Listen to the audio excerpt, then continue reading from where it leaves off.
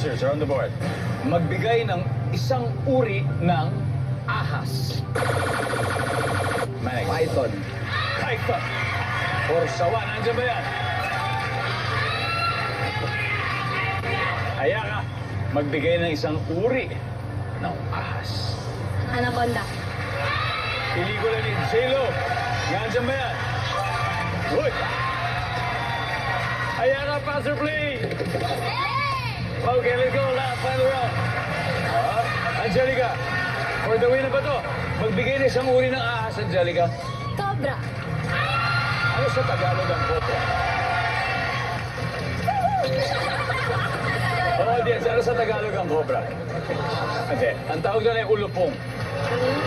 Ulupong. Diba? Nandiyan ba sa board ang cobra? Ulupong. Jean, Oh my God. isa na lang, magbigay ng isang uri ng ahas. Sea snake. Ahas dagat. Kung gusto niyo matuto to sa iba't ibang hayop, Amazing Earth, napapanood po ito yung Friday, 9:30 p.m. Sea snake, for the win. Wala. Mariel, magbigay ng isang uri ng ahas. Okay, yung kaibigan mo.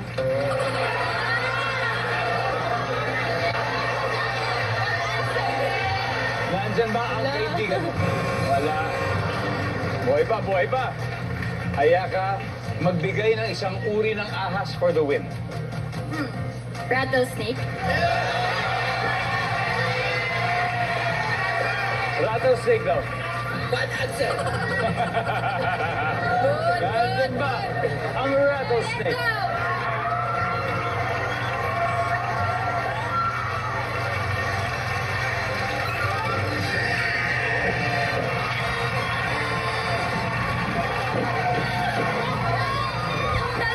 Ang ating final score, Wink, 491, Rockwell, 68 points. Guys, thank you guys.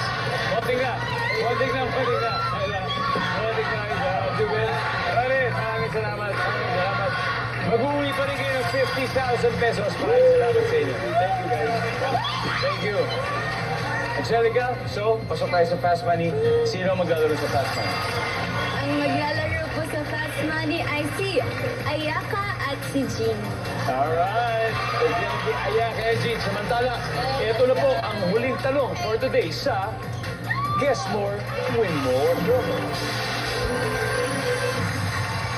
8 ang mananalo ng 10,000 pesos each tonight. Pero kung hindi kayo swertihin ngayong gabi, okay lang yan. Then automatically, you get another chance. Special draw natin for this week. At isa sa inyo ay pwedeng magwagi ng 100,000 pesos. Kaya huwag nyo na po palampasin ang tanong na ito. Anong gamit sa opisina ang may gulong? A. Chair. Or B. Garbage can.